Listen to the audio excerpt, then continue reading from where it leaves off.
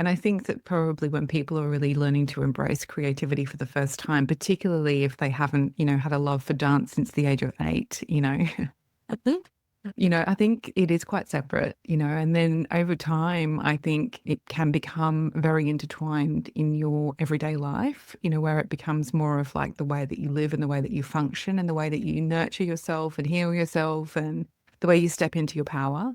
But I think that it is separate at the beginning, and it's a learning process, in terms of learning how Yeah. to do that. Yeah.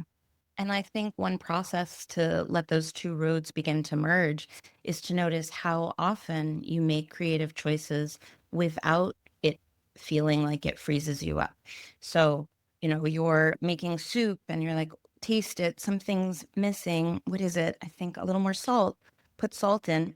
That's it, but I need a little more. And then you take one taste of it and you're like, ooh, I hit it. I nailed it. That's it. And in your body, I found it.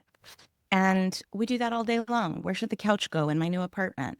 What top should I put on with this bottom? And sure, sometimes we get stuck in even those decisions. But I think for the most part, we are used to making creative decisions all day long. We Hmm. just need to notice that that's what we're doing.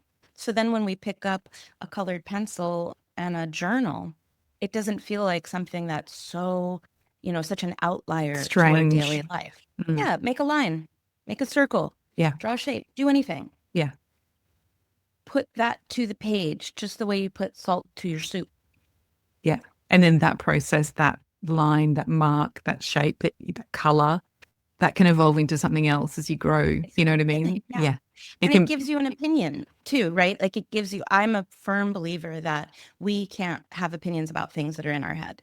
We can yeah, only have opinions about things that are in the world because when it's in our head, it doesn't actually exist. yeah, Once we've put it out there, we have a sentence on a page, we have a line on a page, we have a movement in space. Then we can say, oh, I like it, or oh, I don't like it. Oh, I'd like it if.